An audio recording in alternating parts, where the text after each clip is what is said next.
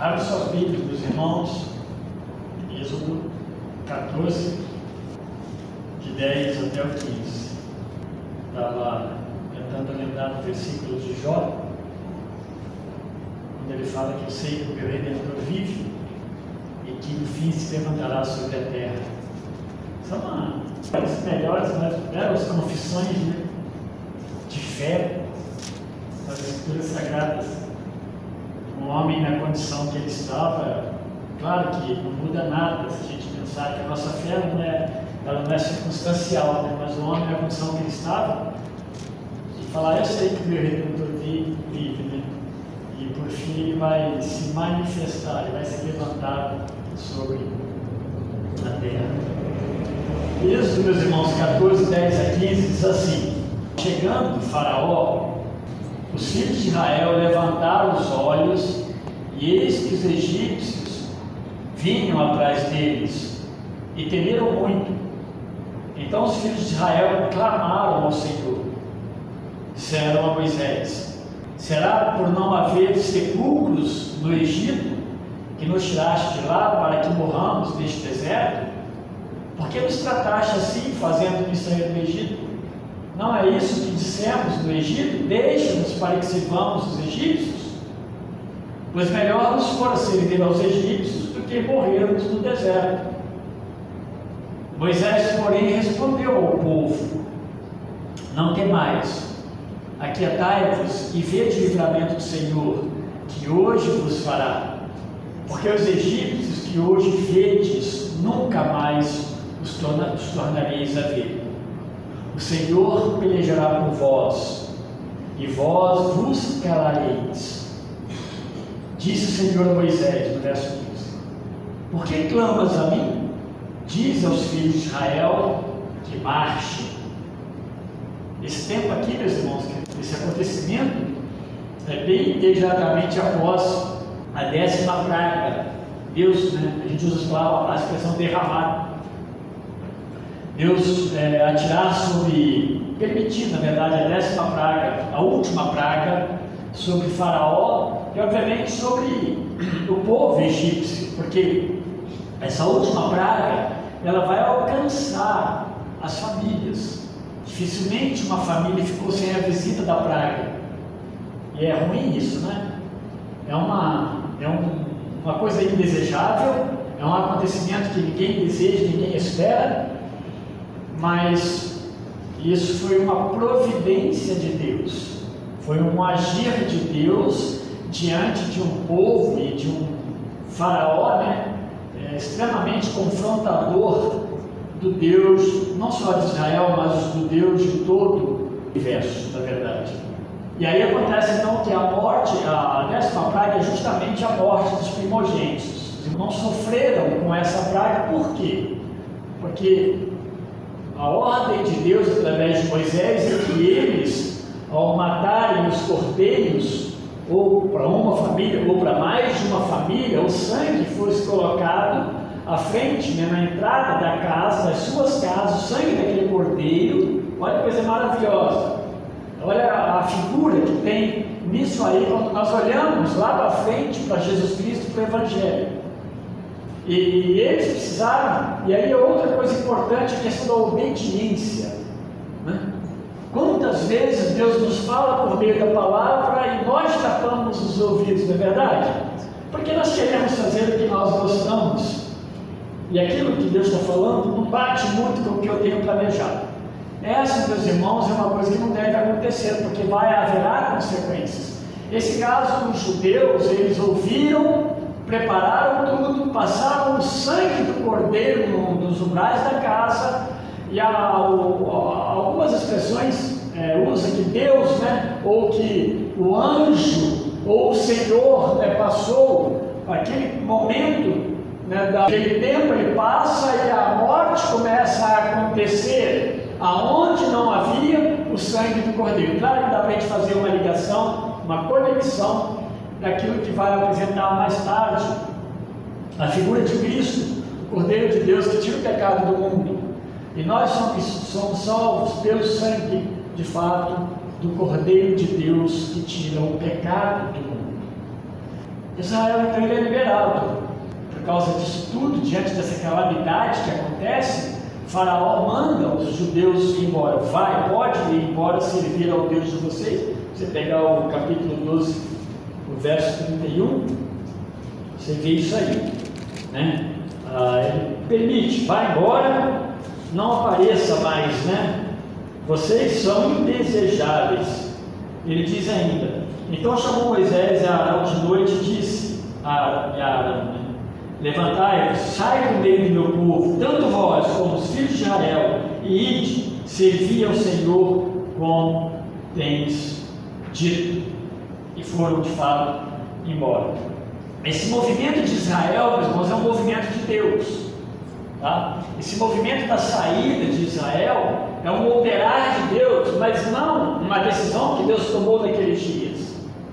Nada surpreende Deus. Ele precisa cada vez mais compreender isso. Não há surpresa para Deus, alguma coisa que Deus possa pensar em algum momento: eu acho que puxa vida, nisso eu errei. Não existe isso para Deus. Tudo já foi premeditado e pré-concebido antes da criação do mundo. Dá para imaginar que essas coisas já eram plano de Deus antes de alguma coisa existir. Deus não está no nosso tempo. E aí, quando Deus chama Abraão, faz a aliança com Abraão, não uma aliança para ficar no Egito, uma aliança que ia além do Egito, mas Deus cita isso para Abraão.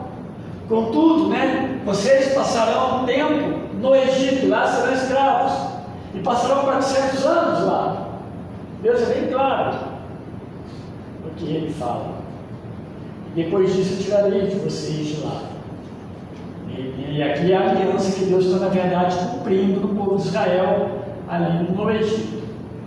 É um momento de intensa, de muita tensão, de medo, de pavores. Dá para a gente imaginar o que significa isso? Um povo que nos odeia, deixou-nos ver, aconteceu uma tragédia, vários lares em luto, todo o Egito em luto, porque perdeu o primogênito. A outra coisa que precisamos lembrar é que o primogênito era o homem basicamente esteio da casa.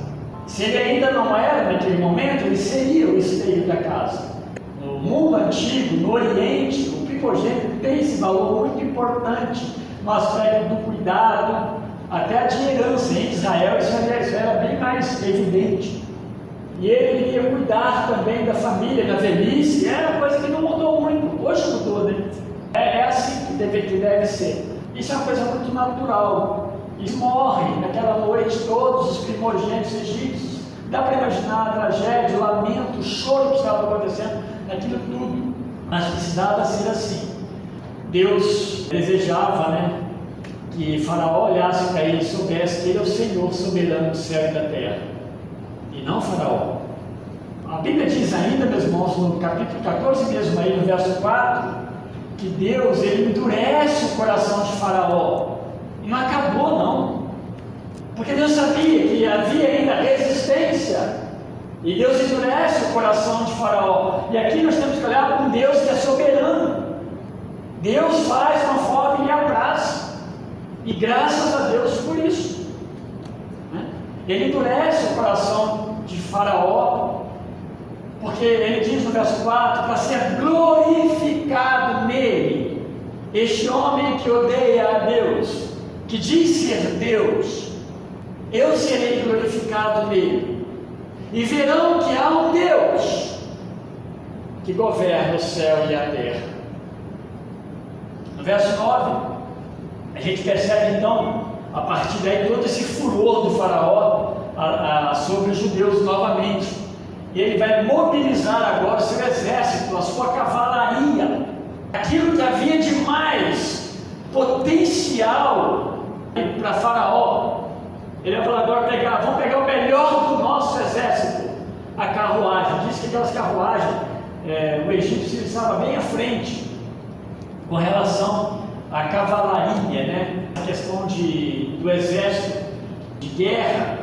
Ele tinha um exército muito bem montado, e ele manda preparar o que havia de melhor, e ele vai perseguir agora os judeus. Ele vai dar aquela acordada, vai atrás, E aí os judeus estão entre quem? Estão espremidos entre Egito, os egípcios, os soldados, e o Mar Vermelho.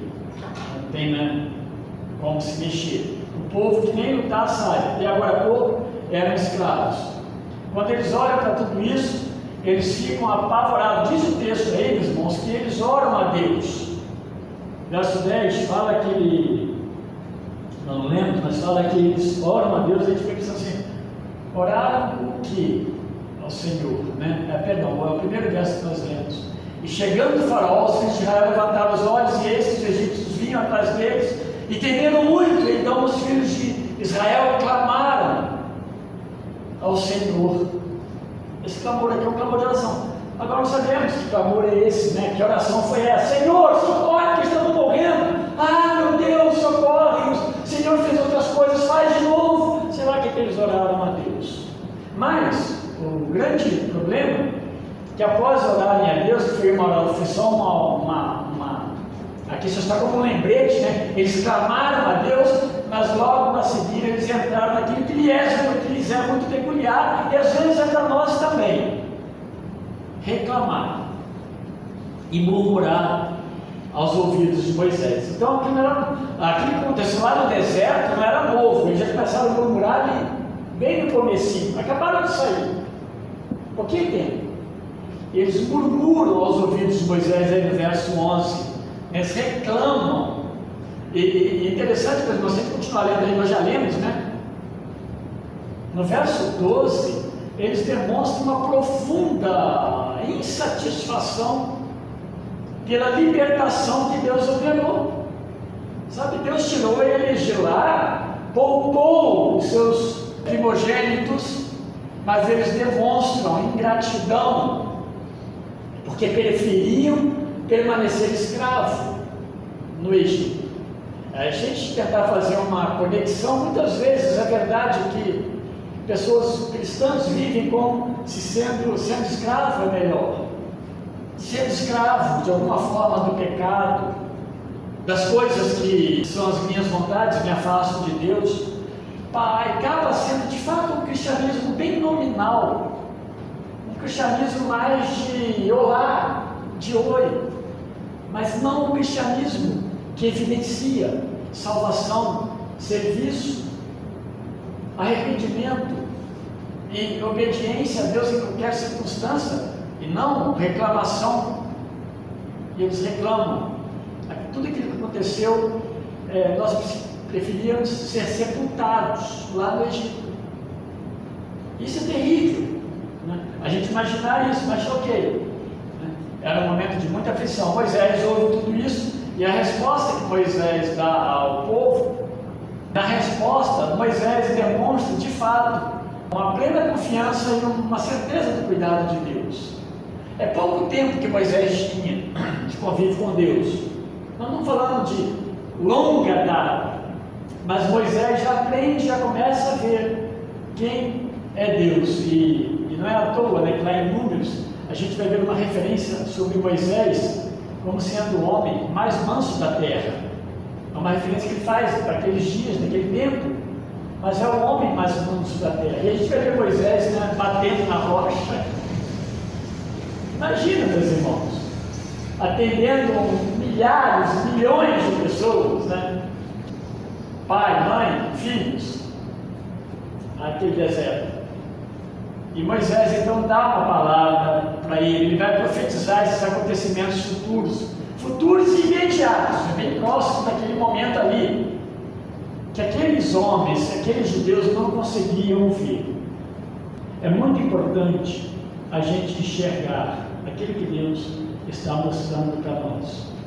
Deus está apontando para algumas coisas, e muitas vezes nós ainda resistimos em obedecer a Deus e aquilo ali, porque às vezes, meus irmãos, é custoso mesmo para as nossas acomodações, para as nossas vontades. É uma luta, muitas vezes, até desnecessária, mas acontecem lutas nessa questão da obediência a Deus. E agora, Moisés vai falar com eles, né, que Deus vai fazer coisa maravilhosa, não vai demorar muito. Deus vai trazer coisas maravilhosas e fazer coisas maravilhosas na sua profecia e falar isso. E aí, quando a gente olha para o povo, mesmo tendo eles percebido as pragas anteriores, tudo aquilo acontecendo no meio deles, eles ainda estavam um tanto verdes. E isso vai se repetir, porque nós, seres humanos, nós somos inclinados mesmo para o mal. É só a graça e misericórdia de Deus em nós, meus irmãos. Porque do contrário, nós persistimos naquilo que não é bom, naquilo que não é correto. É uma luta. Paulo deixa isso muito claro. Paulo, no capítulo 7, em Romanos, ele vai falar que o que ele precisa fazer como filho de Deus, ele não faz. O que é certo? E por que é errado, eu faço. Ele está falando que a vida dele era uma rotina assim. Ele está falando que, chamado por Deus em Cristo, ele era um homem, né? Ele está mostrando como que é a luta da carne e o espírito. Como? Que não é fácil. Depois ele vai falar isso em Gálatas, né? Também, de uma forma bem clara. Ele vai dizer então que o Senhor pelejará por vós, e vós calareis. Há momentos que não tem mais argumento. E nesse caso aqui, Moisés falando que eles que se calariam de falar as besteiras, de fato, que eles estavam falando. As argumentações que eles levantaram em termos de murmuração contra Deus e os feitos de Deus. Eles não conseguiam enxergar a grande obra da terra de Canaã, de um povo de Deus, um povo escolhido por Deus, um povo com o qual Deus fez aliança. Eles sabiam disso, mas eles não conseguiam enxergar a grandeza disso, e o momentâneo e o imediato era melhor, mesmo que fosse desagradável, era melhor. Como que a caminhada cristã, ela não é simples, né? Ela não é fácil mesmo. Ainda que Deus fez tudo por nós, a gente percebe a luta e as resistências são grandes. E aí no verso 15, terminando, Deus ordena para Moisés que era tempo de marchar. Ele fala: por que está clamando? Né? Por que você clama a mim ainda? Moisés devia estar orando a Deus. Agora é tempo de marchar, porque ele já sabia a resposta que ele falou para o povo judeu: olha, Deus vai fazer uma maravilha, vocês vão ver. Agora Deus fala para Moisés: então Moisés, age. O operar seria todo de Deus, mas Deus não ia pegar ninguém no colo, né? Passar o mar um por um, não. Então Deus iria abrir o mar, iria protegê-los, eles iam passar em seco, e eles nunca mais veriam esses egípcios, como Moisés mesmo falou aqui. Aí acontece tudo aquilo que nós já conhecemos bem, a história.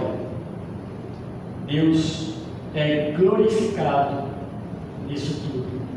E aí, meus irmãos, o seguir em frente é: Moisés, atenta para a aliança, atenta para aquilo que você sabe, porque você está no que você está fazendo. Atenta para aquilo que eu já falei para os seus antepassados que vou fazer no meio de vocês. Então, segue, vai, lidera esse povo, passa esse Jordão. Porque, meus irmãos, você já pensou que eu pensei também, né? Se atrás um abismo que está vindo, está crescendo, na frente um mar que você não consegue transpor, qual que é a escolha, né? Deus deu a escolha: marche, vá em frente. Agora é confiar que Deus vai fazer a obra. Que bom que nós não somos provados nesse ponto, não é verdade? Que bom. Deus tem misericórdia de nós. Algumas observações para a gente pensar: que o convívio com Deus e com a palavra de Deus e seus milagres também precisa criar em nós uma fé bem robusta. É isso que vai criando em nós, o convívio. O ver Deus fazer, operar, o ler a palavra. A gente está lendo, está aprendendo, Deus está fortalecendo a nós. E a nossa fé vai ficando mais robusta. Não que as coisas dependam de nós, mas sim, Deus coloca sobre nós a responsabilidade de ação, uma vez que nós somos salvos. A outra coisa, saber que Deus é soberano. Ele é Senhor de tudo, Ele é Senhor de todos. Ele está sempre pronto para cuidar dos seus. Deus não é um tirano que é injusto. Ele é o Deus que ama. E quando Ele fala que liberta, Ele cumpre a promessa de libertação. Outra coisa, a gente precisa tomar cuidado para que o nosso coração não seja aquecido pelas coisas passageiras com as quais nós convivemos neste mundo. Este mundo é muito ilusório, é uma vitrine perigosa que nós estamos contemplando o tempo todo. Mas tomemos cuidado, porque isso é passageiro. E por ser ilusório, às vezes engana os olhos. E as pessoas se distraem e passam o tempo todo na vitrine. E para aquilo que deveria seguir em frente. A nossa fé em Deus, ela não seja circunstancial, mas ela seja de fato verdadeira, como eu disse anteriormente, robusta,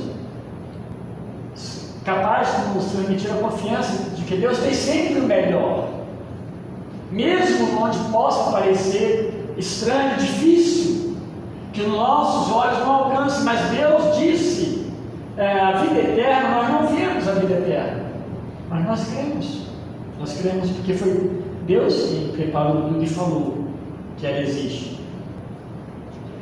Cuidemos também para não tornarmos murmuradores diante do que Deus nos tem concedido. Pessoas reclamadoras. Deus tem nos dado espiritual e material. Cuidemos para que nós não sejamos murmuradores diante de Deus. O texto nos fala também sobre isso.